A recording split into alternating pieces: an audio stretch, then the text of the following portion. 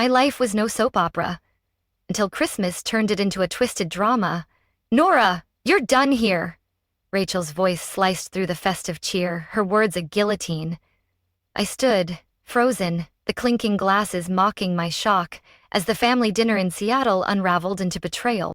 The Christmas dinner in Seattle began with clinking glasses and the rich aroma of roasted ham.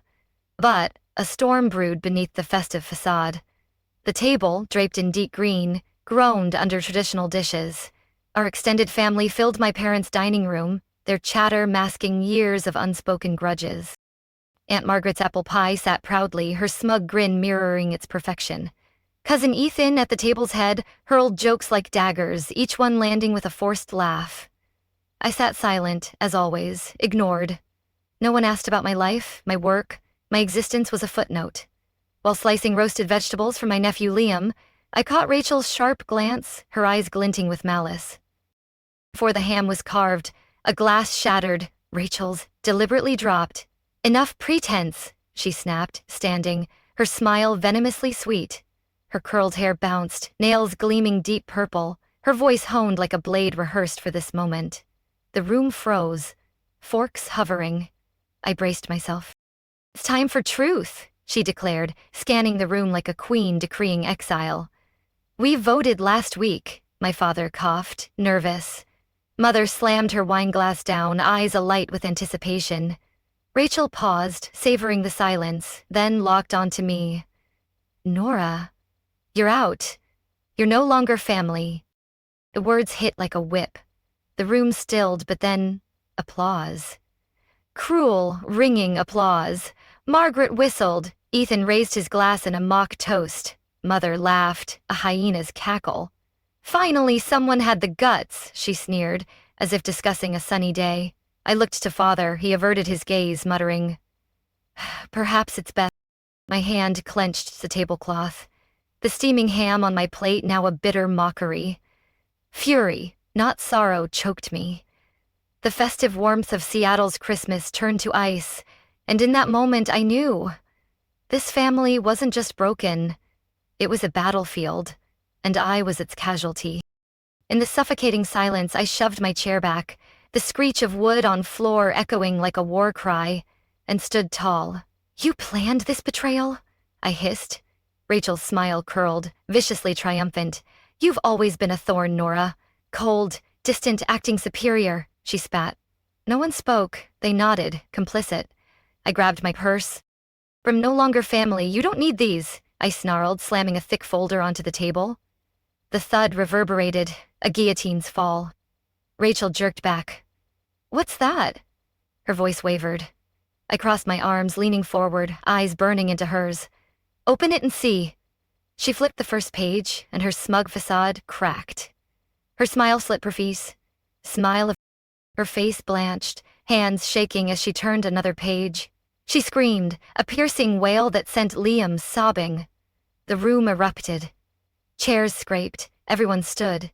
Daniel, Rachel's husband, lunged for the folder. His eyes scanned it, color drained from his face. "Is this real?" he choked. I nodded. Every number, every message, every lie. The Christmas table turned into a battlefield, strewn with betrayal's wreckage. Rachel stood, petrified, eyes darting over the pages now spilling across the floor from her trembling hands. Silence choked the room, broken only by the wall clock's relentless ticking and Liam's whimpers on Margaret's lap. "Oh, did you get this?" Rachel's voice splintered. I stopped toward the table, my voice steady as steel. "I knew you'd cross a line you couldn't undo." Daniel snatched a fallen page, a screenshot of a $2,800.00 transfer from my account to Rachel's, timed with her sob story about his job loss. "And this?" Daniel's voice cut like a blade. "3 nights at Silver Lake Hotel, my card booked under Emily Stone." Rachel gaped, speechless. Mother tried to speak, but I silenced her with a raised hand. "I'm not finished." I yanked another set of papers from my bag, thrusting them at father. "Your hospital bills from last year, itemized, paid by me." Father stared, his hand quivering on the table, face unreadable. I spun to Mother. "And here, April 10th, $2,200, 0 cents wired for your urgent credit card debt. She bristled. Why drag this up now? It was family love. I leaned in, eyes locked. What love votes me out, mocks me and never repays a cent? Not one of you apologized. Not one considered repayment. I swept my gaze across the room, their faces a gallery of guilt and denial. You want me silent, compliant, because I'm single, childless, and never complain. To you, I've been a walking wallet, nothing more. Ethan stammered. Nora, we didn't mean... Maybe the clapping was too much. My eyes pierced his. You clapped as they exiled me, I snapped, voice like a whip. You laughed when Rachel humiliated me in front of Liam. You stayed mute while I propped up this family. Don't play innocent now. Silence swallowed the room. I yanked my phone from my pocket, opened a recording, and hit play. Rachel's voice slashed through. She's so righteous. Cut her money, she'll crumble. No one loves her. No one misses her. Mother's laughter followed, a cruel echo. I stopped it, slamming the phone on the table. Rachel blanched. You spied on me? No, I retorted. You sent that to Sophie while gossiping. She forwarded it. I keep everything, 'cause I never forget. I turned to Father. You saw it all, heard it all. Say something. He stared at the floor, mute, a coward's retreat. Rachel clenched her fists, hissing. You're terrifying, Nora. Who collects this like a paranoid maniac? I stepped closer, eyes blazing. Someone betrayed too often learns to armor themselves. Suddenly, a glass toppled. Mother's, her hand shaking as she reached for it, splashing wine across the tablecloth like blood. Daniel ripped open the folder's final page. A financial summary. $64,500, 0 cents, given over 6 years. He stared, voice trembling. You kept this, knowing this day would come? I nodded. I hoped it wouldn't, but true love doesn't vote someone out of a family dinner. I sank into my chair, grabbed my coat and pulled it on, each move deliberate. I didn't ruin your Christmas. I brought the truth. I turned to leave, but Daniel's whisper stopped me. Rachel. Who's Emily? I didn't look back. Steps slow, door in sight. Daniel's voice rose, desperate. Nora, wait, is every word in this folder true? I paused, hand on the doorknob, back to them. You want the details? Fine. I spun around, strode back, and snatched the folder from Daniel, spreading it wide. Let's dissect your lies. I flipped a page, each line glowing with highlighted transfers, emails, texts, sweet to entitled. $81,200, 0 cents, over 5 years, I said, voice steady, not bitter. $9, 0 cents for Rachel and Daniel Boutique, dead in 4 months. $5.60 for Dad's car when his $3,200, 0 cents for Mom's hacked credit card. Then she posted Whidbey Island Resort photos. Mother's eye twitched. She stayed mute. Ethan, $8.80 for your bad luck marketing course. I pointed to another page. $11.40 for Liam's medical bills. Daniel claimed insurance lapse. He just forgot to pay. Ethan stared at the floor. Daniel flushed, looking away. I flipped to messenger screenshots. Rachel to Sophie. She's a walking ATM. No kids, no husband, just money to prove she's not a failure. I faced Rachel. You sent that to someone. I lent $2,000, 0 cents for tuition. She forwarded it. I kept it. The room was a tomb, the ceiling light flickering as truth gutted the air. Dad, I said, staring at him. Last May, you begged $2,500, 0 cents for Mom's heart tests. I slapped an invoice down. She was at Salish Lodge, 3-night spa stay, paid with my money. Mother leapt up. You're twisting it. I was stressed. I needed a break. I cut in. Dignity never mattered when it was my pain. I turned to the folder's final page, a table. Amounts, dates, recipients, reasons, repayments, all no. I stood, unyielding, before those who called themselves family, forcing them to see their shame.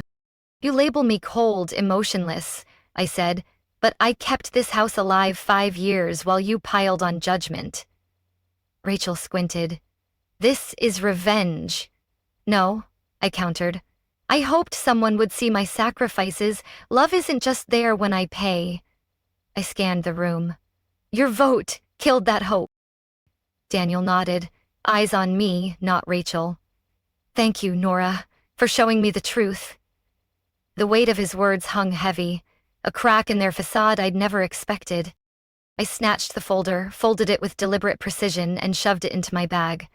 I've made my choice, I declared. Mother's voice cracked. Nora, you can't abandon us. I stepped toward the door, my final glance not anger but hollow resolve. I'm not abandoning. I'm done being your victim. Daniel clutched the folder, eyes locked on a creased page. He unfolded it slowly, voice barely a whisper. Rachel? Who's Emily Stone? The room froze. Rachel's eyes flickered between Daniel, me, and Mother. Why's her name on this hotel bill? Daniel's voice rose, the paper crumpling in his grip. It's a mistake, Rachel stammered. An old friend, a wellness trip. You knew. 3 nights. Sapphire Shores, double room, champagne spa for 2. Daniel sliced back, each word a dagger. I pulled a printout from my coat and thrust it at him. Emily's Instagram story from that week. Same sheets, same balcony, same robes. I swiped my phone. And this, Rachel's message to her, found on a shared iCloud. Daniel read, then stopped cold. Daniel won't know. He's too busy. You're the one I want. The air thickened. Ethan's fork clattered, gravy staining his shirt unnoticed. Mother gaped, then shut her mouth. This is what you did while calling me unsupportive? Daniel growled, staring at Rachel. Rachel's voice shattered. You're misunderstanding. Misunderstanding? You used my card and wrote this. Daniel waved the printout, hand shaking. You called Nora controlling, but you're the liar, he roared. You betrayed the one person who held us up. Rachel paled. I stood, no smirk, only Sorrow Truth's wreckage was my fear come alive. Mother lunged toward Daniel, voice quivering. This doesn't belong at Christmas. I faced her, calm as stone. But laughing when I was voted out was fine? You don't get it, Nora, she pleaded. We were all strained. And I'm not allowed to break? I countered. I gave money, silence, obedience for years. Now I'm the villain for speaking. Father sat, a silent statue, never once defending me. Daniel slumped, head in hands. I don't know who to trust. I softened. Start with yourself. That's what I learned. The room hushed, not with coldness, but the weight of exposed truth. Rachel glared. You wanted to ruin us, Nora. You're thrilled we're breaking. I shook my head. I'm tired of fixing your chaos. I strode toward the door. No one dared stop me. Daniel's voice trailed. Rachel, what's this Tacoma apartment? His question echoed, soft but lethal. I didn't need her answer. They'd face their buried lies without me. I gripped the doorknob but paused. Not from regret, but a final act delayed too long. I reached into my bag, pulling a cream-colored envelope marked only, "The day has come." I spun back, face resolute. This ensures you'll never beg me again. I slammed it on the table. Read it, I commanded. Mother's brow furrowed. Nora, what's this? Daniel tore it open, pages spilling out. His face fell. You signed it all away? I nodded. No more power of attorney, no medical contacts, no guarantors for any of you. Mother leapt up. That's your duty as family.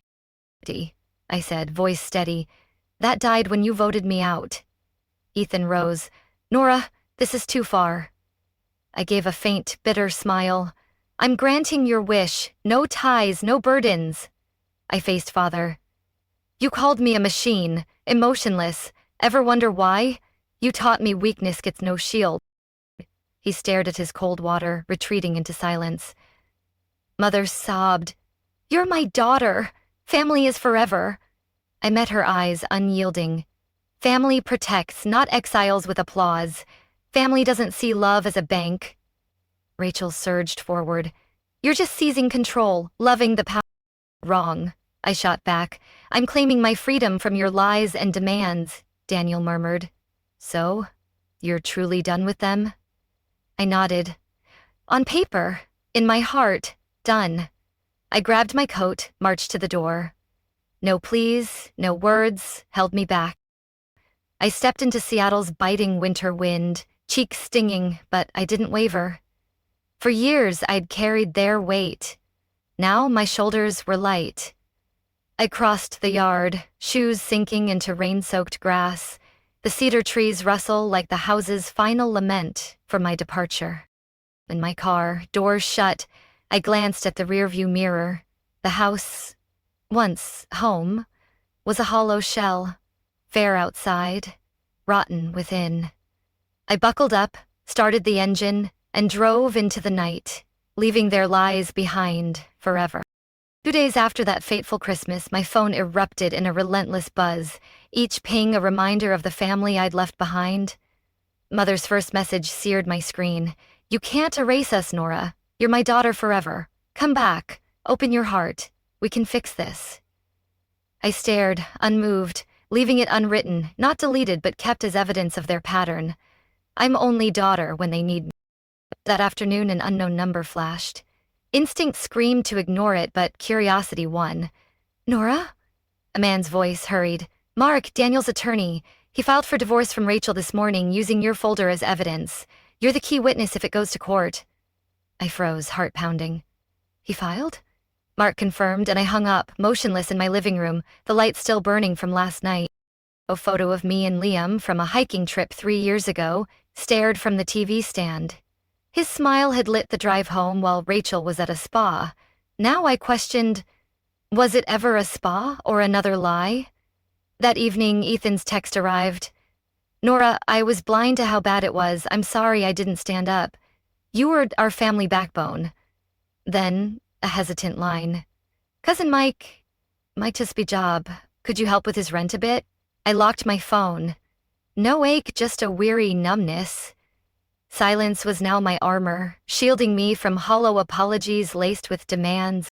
On the 4th day, Olivia, my sister, sent an email, her tone unnaturally stiff.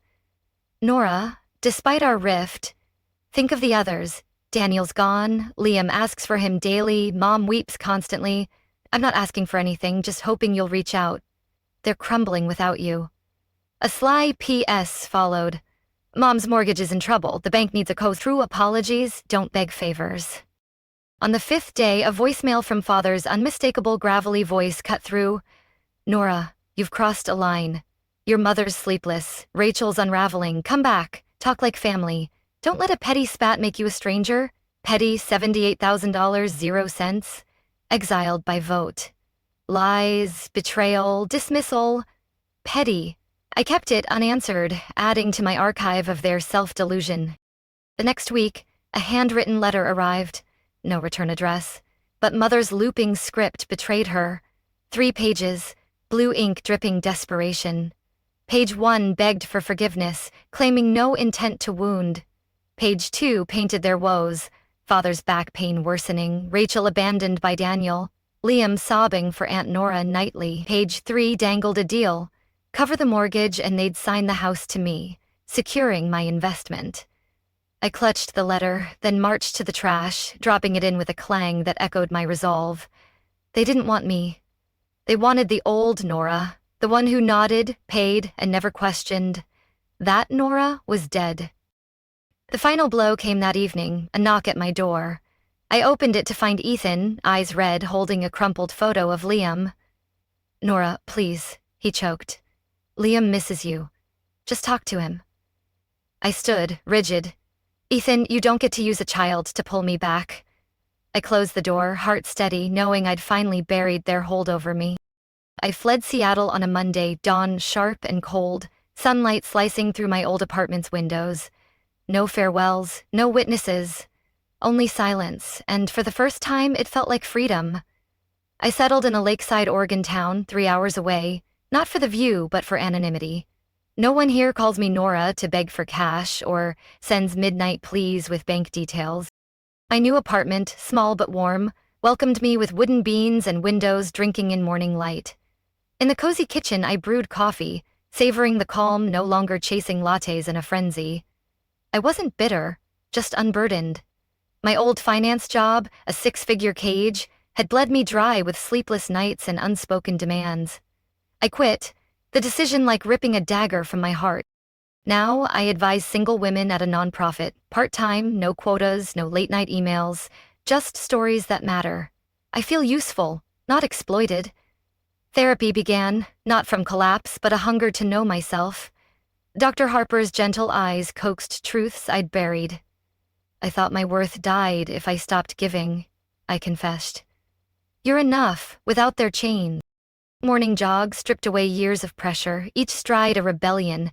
I baked, dusting flour from a recipe ignored too long, and lit candles for their scent, not to mask decay.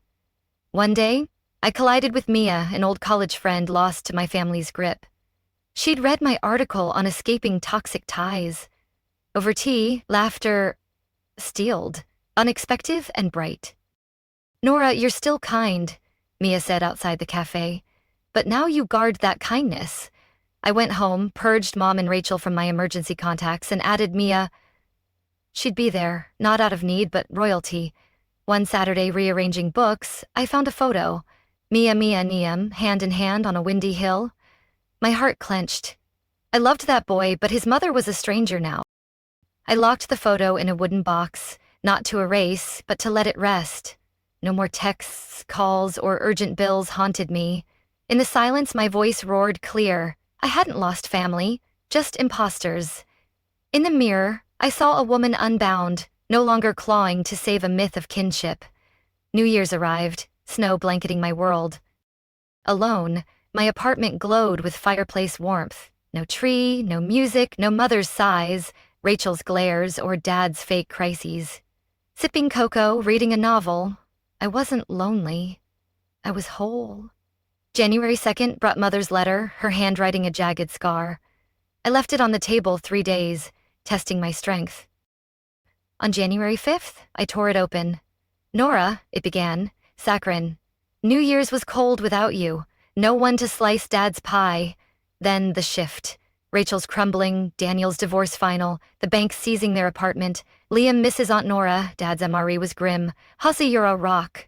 I folded it, unmoved. The clocks tick louder than her words. January 6th, Ethan texted, "Happy New Year, Nora. Hope you're well. Rachel needs a cheap 2-bedroom. Know anyone? She's struggling." I ignored it. Mid-February, Dad's letter arrived, sharp and curt. "Nora, we're refinancing. The bank needs a co-signer. Sign. No payments. Save the house. You're still Don't let rage ruin us." I stacked it with Mother's untouched. March 14th. A box appeared. No sender. Inside, my favorite candle and Liam's note. "Aunt Nora, I missed your room's smell. Still use candles? I want your pancakes." I sat, staring at his childish scrawl, love for him warring with truth. "I can't go back," I whispered aloud, sealing the candle away with a note. "I use candles, but I've left the dark." In April, an unknown number rang while I watered balcony plants. I let it die, not from fear, but freedom from duty. By Willow Lake, children's laughter echoed a childhood I reclaimed. An elderly knitter on my bench spoke. "You're breathing again, aren't you?" I laughed. I was holding my breath for years, pleasing others. She smiled. "Keep that air." Weeks later, an invitation came to speak at a women's seminar on mental health and financial freedom. My anonymous essay had spread. In a modest library hall, 30 women listened as I bared the transfers, fake hugs, and my leap from blood ties to save myself. A young woman, tears brimming, stood. "I thought I was alone. Thank you for speaking my silence." I hugged her, giving without loss. That night, I bought cinnamon apple pie from a baker who knew my order. Spring's breeze carried music as I reached my apartment, lights flooding peace. By my bookshelf, old letters sat in a tin, relics of a past I'd never revisit. Freedom wasn't family's approval. It was leaving those who saw family as a debt. I live for peace each night. No debts, no unspoken apologies. I laugh loud, cry soft, breathe deep, unafraid of loss. I live not to prove, but because I deserve to. Because I deserve. If you asked if I regret it, I'd say my only regret is not breaking free sooner. Nora's saga screams a truth. Blood doesn't justify betrayal, exploitation, or disdain. True freedom isn't clinging to a hollow, it's the courage to sever ties with those who wield that name as a weapon. Nora wasn't cold. She chose her line. She claimed a life peaceful, purposeful, fiercely her own. What price would you pay to protect your peace? Lesson learned. Family is earned through respect, not owed through blood. Was Nora too harsh? Or was her stand the only path to freedom? Share your thoughts below and follow for more raw, real stories.